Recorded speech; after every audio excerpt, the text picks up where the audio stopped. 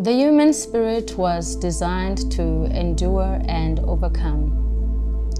It has so much power, such that when it has overcome, it can hold memory of its experiences and yet be fully present to enjoy the current joys and victories that life presents to it.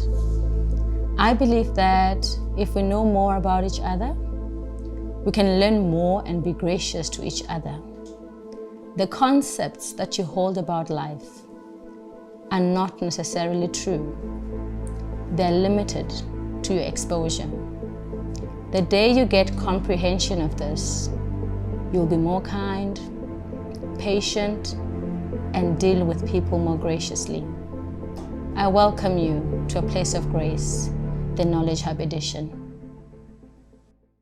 If you dream of starting a business outside your field of specialization, today's show will motivate you. I speak to Masoe Ramachacha. She's the founder and CEO of Perfect Deals, an online business that sells and delivers a diverse range of products nationally. And like many of us, she's worked in corporate. I hope she'll help you deal with your limiting beliefs, so therefore put on your boots and let's go on this journey. Hello everybody, welcome to a place of grace, the Knowledge Hub. Well, there are women who are doing mighty and marvelous things out there. I've heard about a lady called Masoe this, and I was so interested in knowing, what does Masoe do? Well, today I invited a friend of a friend who does massive things in online business, and she's going to be teaching us about everything. Thank you, Masoe, for coming. Thank you very much for having me over. Well, you're just going to have to relax. This is home. It's a conversation between myself and you. You are teaching me, basically. I hear. She only told me about you, a common friend of ours. She was telling me about how remarkable you're doing. I think she visited your warehouse one of these past days. She was like, yo, Masoe is doing massive things. You should have seen the staff compliment in that business. You should have seen the truck movement. And I became interested. Yeah. I'm like, okay, let me Google Masoe and see what she's all about. So I was like, no, after going through your website and seeing the kind of business that you're doing, I was also very inspired. And I thought, okay, maybe I must call you to inspire other ladies as well. So please just tell us what your business is all about so that other people can have an understanding on what Masoe is all about.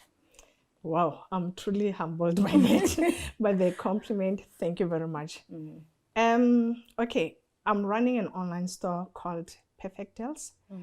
It focuses on electronics, the games, and kiddie stuff, the home and living, garden and outdoor, and we're basically selling almost each and everything.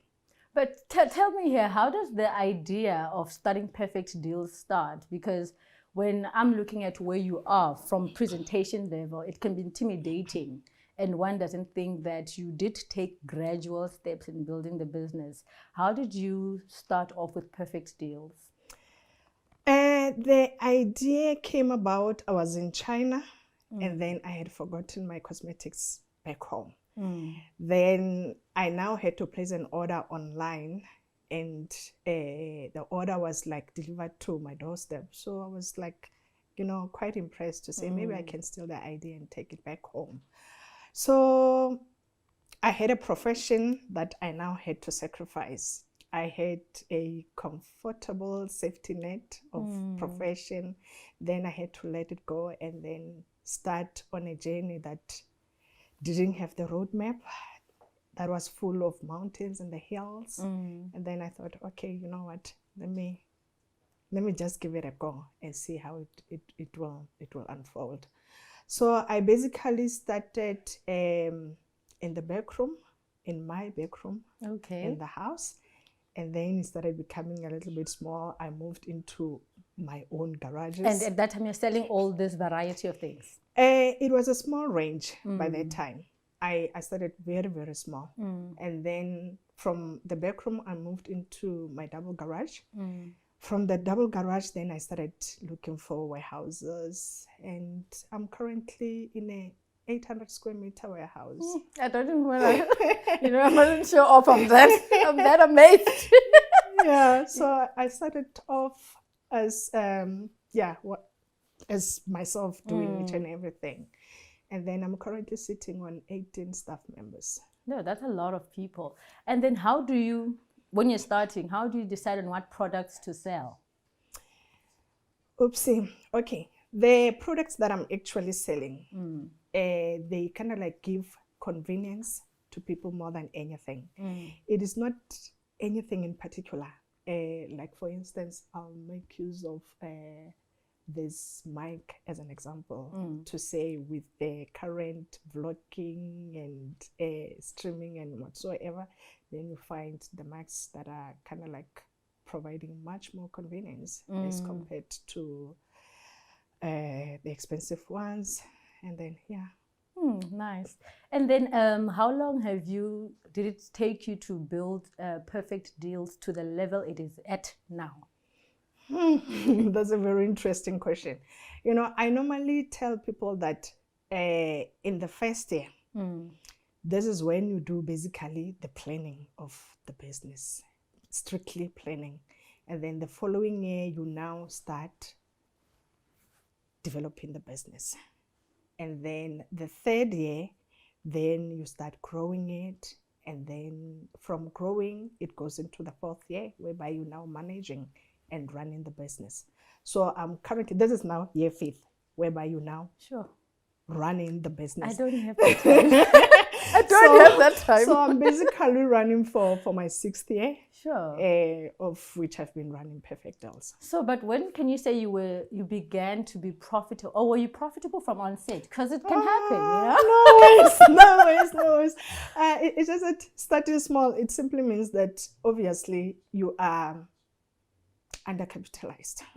So with undercapitalization, then it takes a little bit of time for one to get to break even.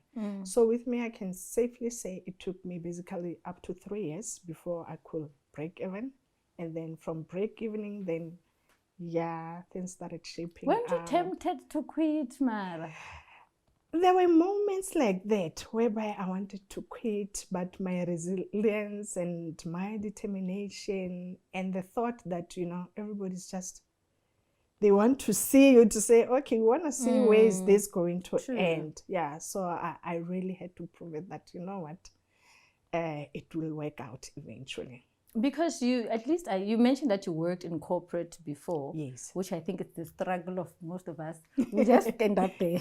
Because you are used to the comfort and knowing that resigning to start off your thing, chances are that year 1, year 2, you're not seeing any growth. Did you have enough financial cushion to cater for your expenses and to run the business? Because I want to create a realistic picture for people who might be interested in starting businesses as well. To be quite honest, I took a leap of faith. I woke up one morning, I was like, you know what? I think I'm done with my job. I'm an accountant by profession, by the way. And then after that, I was like, let me just take a leap of faith and see what the world is holding on for me out there.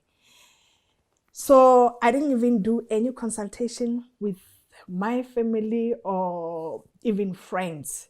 So it was just the consultation I did with myself, and then I was like, okay, this is it. I'm quitting, just like that. So the financial cushion basically wasn't there. The capital I had to start with was now basically my pension fund. I took all my pension fund and then I put it into the business. So meaning personally, my day-to-day needs, they still needed to be dependent on the very same stream. Yes. Sure, I think that's where the differentiation between those that are really doing well and those that are comfortable, that's what is differentiating us, that you guys decide to see what's on the other side. Yes. Without really, because some of us want to calculate. How am I going to pay for this bond? How am I going to pay for this car? And I think it gets difficult the more you acquire debt to leave your corporate position to start a business. I think that's where the difficulty is for most of us. Yeah, what is also causing a delay is procrastination. To keep on saying, okay, let me wait for next year. True. And then let me try to work on this and that. And then there's never a right moment. Yeah, that's true, because we are thinking that, okay, maybe if I can start this nyana and close that debt first. But the reality is that life doesn't stop. When you're closing that, this other one is coming up. There's just never a perfect time to start. Yeah, and then exactly with ideas, you know, it's not like if you're thinking about something, you are the sole owner of that idea. Somebody can just come and step onto it and then get it running with, and it works for them. So it's kind of like an opportunity cost. So yes, true. Yeah, it's very important that if you feel it in your heart, that and it's unfortunate that trusting your gut it's an exercise that one has to learn, but it's never wrong. I feel that if you can think at that point, it's something you should be doing. It's just that doubt creeps in and the finances block us. Exactly. As human beings, we all have got gut feelings that we need to listen to. And then, but at times we do let it down. We do. But yeah, it doesn't mean that everything that you've been desiring to do all along, then you just need to keep it on hold up until that huge debt is fully paid up. Yeah, so. True. And then when one is starting an online business, what are some of the things that they need to in order to start to get it running? You know, just like with a brick and mortar business, whereby it is all about location, like location. So with online, most of the people, they will be like, no, there are less cost, and then it's less of a hassle to start an online business. There's so much onto it, because first of all, you need to get the right product, and then the right target market, of course, yes, and then it goes down to marketing. So everything is surrounded up on marketing. Hey, Mabel, you know, people talk about online business like it's something easy, né? I remember I once used to sell clothes. And then, like, you paste clothes on Facebook, you paste on Instagram. How, man, these things are not moving. Like, what am I doing differently from other people that are succeeding while selling in the same platforms? What are other people doing that some of us might be missing so that we can improve our businesses? On my side, basically, Facebook and Instagram. Those are social platforms. So you're just there to get to introduce yourself to the people, to say, hi, guys, I'm out here. And the main platform for selling, for me, it is Google marketing. It is Google shopping. Yes. Educate us, you know, one can think that we know. I mean, how do I even get my, like, you know, it sounds like it's basic knowledge, but clearly if I've not done it, I don't know it. Like, how do, is it an issue of creating a website? How does one set it up? How do I generate traffic? What is it, what you're talking about? Okay, basically, of course, yes, you'll be having the website in place. And then from website, therefore, that's where marketing is necessary, whereby you go online to create your target audience. If, let's say, with clothes, for instance, that you are selling, it will now be maybe depending on the style that you're selling. Probably you're targeting the youth, slim ladies, and then of a particular financial state, then those are the targets that you can really, you'll be able to segment on Where Google. is that? You know, maybe don't assume common sense. Like, where on Google do I do that? Okay. Remember, you don't need to become an expert in everything if you're running your own business. You can engage people that have got the knowledge, they've got the know-how on how to do these things. So you can get to appoint somebody who will come in and help you so that you can be able to focus on things that you've got strength on. True, because I'm thinking, I ended up thinking people are photoshopping those things, but they're not using those products. Because I swear,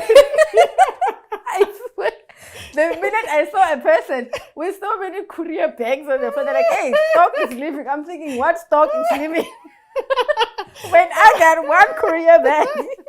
You know, that is what's basically killing our market, because people, they Photoshop everything. And hence there's no trust. People, they don't trust the online market because of false advertising that is out there. I'm talking about trust. Yes. What are some of the challenges that you experience while running a business online when you are dealing with an indirect customer? Like, do you find people returning your products after using them? What are some of the things that you've been experiencing over the years? Okay, what's happening is that as a company, we do have the return policy. So each and every customer that buys from us, they are fully aware of the policy that we have in place. So we try by all means to run everything accordingly. So if there's a case of return and it falls within the requirements of the policy, then yes, it is a return. But don't you find that as an emerging business, that kind of sets you back? And then how do you allow that? Maybe do you cater for those kind of things in your pricing structure? Because maybe you factor in a certain percentage will be returned, therefore we'll mark it up like this. Because I remember in this clothing business of mine, like a customer will be returning a dress. You should see my face. What the hell do you think I'm going to do with this dress? Can you just keep this dress?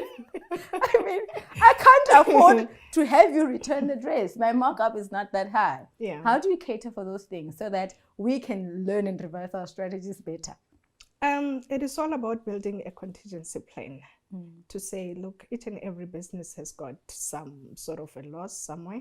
So you need to build a contingency plan for that. On the cost structure, somehow, maybe you can get to find, depending on what is it that you're selling. If your returns really, they are very, very high, it simply means that you are probably selling the wrong product. It simply means it's not working. But if it's minimal, then within maybe anything less than 5%, that can be absorbed. Okay. Yes.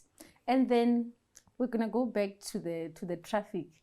You know, you've got your website, it's Perfect Deals. How do you generate foot traffic? You mentioned about appointing a marketing person. Yes. I saw that after I visited your page, suddenly it pops in my other social media platforms. Is that part of the package that comes with marketing, or how does one activate those things? Okay, on my site, I do have Footworks. I do allow a visit at my showroom, because most of the people, they still do not have trust to say, okay, I deposit my money into your bank account, then what? And then, so we're getting a lot of walk-ins. And then I've got a high level of customer retention, people that I've been servicing all these years. Also, the word of mouth, it does help. Referrals.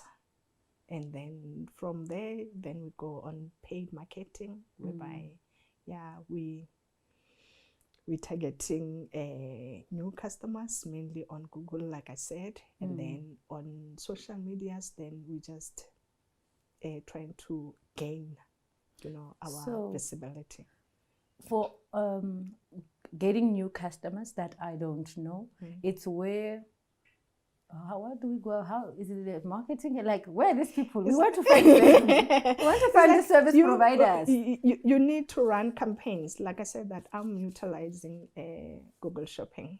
So if you go and then you type in whatsoever, let me say this ornament, for instance, to say a golden ornament, small, whatsoever, and then if I happen to be selling it, then I'll be listed as one of the merchants. So it's all about occupying the right space. Like I said, with brick and mortar, it's all about location. Okay, location, so, simple terms. Do we, in Google, Is it a space where we are paying for rental to be in the better space? How? You have put it much better. Okay. Yeah, it's just like So that. clearly I was saying, because I don't even have a website. Yeah, so yeah, you need to pay in order to have a prime spot. It's all about cost. Is it cost that Gail can cover, or it's for big matured businesses? Not necessarily. Even a small business, they can have a small budget allocated towards that. Yeah. And then you mentioned that you've had, I think you have 18 staff members. What are the challenges of managing such a big team? You know, one of the biggest challenges about running a business, it's human capital. Having to manage human capital is the biggest challenge, because you come across people with different personalities and everyone has got their own issues, you know. They bring them to work, but ultimately we all have got one purpose to say, why are we here? True. Yeah, and then if that purpose we can't forget it, then we'll definitely make it as a team. That's very true. And then in managing staff and running the business, what are some of the mistakes that you've made over the years that you feel that they will be worth other people hearing about and learning from? One of the biggest mistakes I've made was that at first I was attracting wrong people to come and assist me. And then because I started online business at a time whereby it was still a new concept in South Africa. So there was a lot of learning, the trial and error. And ultimately we got used to the industry. And then we are now capable enough to identify the kind of people that are suitable for the business. And then that will now help me to carry the goal that I have regarding Perfect Deals. And then, so do you always have stock in hand, or how do you ensure that your turnaround times are met all the time? Okay, first of all, my products, I'm sourcing them directly from the manufacturers. And then I bring in containers, so I'm holding stock. Okay. And then of recently with COVID, there was issues of delivery turnaround, whereby we're kind of like running behind. Then we started running a promotion on pre-orders, whereby if there's something that we're expecting in shipment, then we just put it on pre-order, so that people that are interested, they can just order the item before it even Arrives. Yeah, arrives, like hit our shelves. But yeah, so far so good. Yeah. And talking about COVID, how has COVID affected your business? Because everyone was like, hey, online business is the future. Is it really the future? Tell us. No, remember, like I said, that I started online business at a time whereby it was a new concept in the country. So basically nobody had faith in it. And you'll be telling people that I'm running an online store, they'll be like, oh, are you a full-time scammer? Oh, what's happening? Exactly. So thank you to COVID. Because you know, some of us, I never thought the concept of unkept data is my thing. How? And yeah, data as well, by the time I started business, was also an issue to say. It costs so much for one to just be sitting there and browsing. And yeah, so now with unkept data and came COVID time, everybody was home, people were bored, people were browsing through their phones.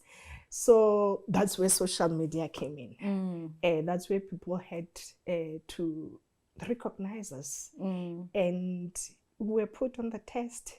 And because we're providing so much of convenience, and people, they saw the need to start engaging online. So you were one of the people who were bowling. COVID, we're having a good time. Yeah, so what we saw is that with COVID, then most of the people, they now started thinking, okay, now online business is the future. True. Then we had lots of new entrants. Mm. And people, they came as well with under the impression that no, it's quick money. It looks quick. I'm Yeah. telling you, when I see pictures on Instagram, when people will be, hey, with so many deliveries, you think, hey, there's money. Exactly. That's it. Yeah, there's no money. I've been waiting and waiting. Yeah, so now with that, people, they thought, okay, this is an easy money making opportunity. So we saw lots of entrants, new entrants onto the market. Even though, yes, the pie was growing bigger, but then we had lots of new entrants as well. Oh, and then do you still have to go to visit your manufacturers' the factories, or you've developed a relationship such that there's no need for you to go to those countries anymore? I have developed a long-standing relationship already with them. So currently it's just an issue of placing an order telephonically, and everything gets delivered to my doorstep. But ideally, because I'm selling a wide range of products, it will be ideal to have an opportunity to get to travel again. And yeah, so I can start introducing lots and lots of new products And again. No, and bring you convenience more than anything more else. than look at it in the right way. Exactly. Okay, well, we're going to be closing. But I know that running an online business it's a lot of work because it's timeline after timeline. There's no room for disappointing your customer. How do you maintain a work-life balance? It's very difficult. It's very difficult. When you start a business, nobody told me that it's such a lonely journey. I will find myself having to work a minimum of 14 hours in a day. And this was like consistently. And then I lost friends along the way. And Is it because you're not available to attend social gatherings? Exactly. Now you start doing, you calculate your move to say, is it worth it for me to go to a party, or should I just sit home and concentrate on my work? So, and we who are not in business, we think you're the most unreasonable person. Exactly.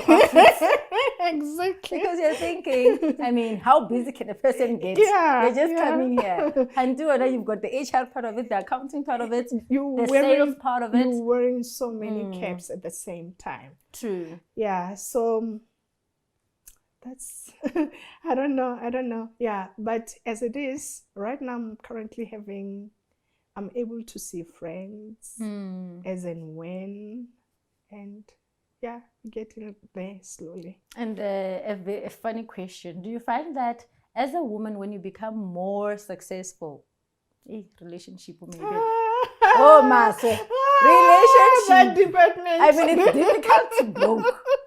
Now with money. Oh, you know what? I was just telling my grandmother the other day to say, each and everything in my life is just, it's perfect, basically. But this department, this department, I truly do not know what's wrong. Well, let me console you. Even the 8 to 5s are struggling. But luckily enough, I've got 2 beautiful daughters. Then thank God. Yeah, they do keep me busy. True. Yeah, they do. And then in closing, I want you to motivate me, a woman who has self-limiting beliefs. I'm interested. It's just that, hey, I don't see myself ever able to achieve things at your level. What would you say to me? Yeah, that's a very hard one. Okay, basically, it is not each and everyone who's born an entrepreneur. Yes.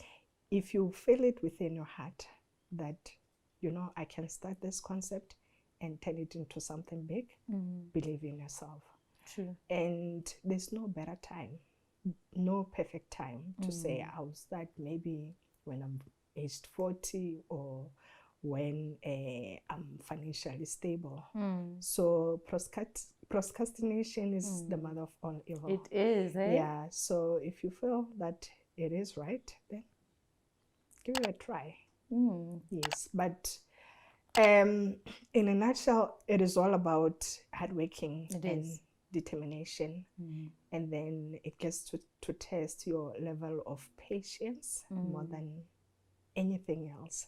So if you want quick cash, hell no. Yeah, true. Yeah, it's not work. It's not going to work. So, but if you are patient enough and you are resilient enough, and you're able to endure pain, then yeah, it's worth trying. Yeah, because people present it from a distance as though, oh, entrepreneur, like you always think, oh, they got money, it's rolling. We don't ever think you guys get broke. Yeah. Because that's not the reality that is presented to people. Yes, certainly is. I hope you enjoyed the show. No, thank you very much for having me over. Yeah. And thank you for coming. Thank you very much. I hope you guys at home enjoyed, and you're going to start your online businesses. And I hope we taught you a thing or two on how to grow your customer base. See you next time. Bye.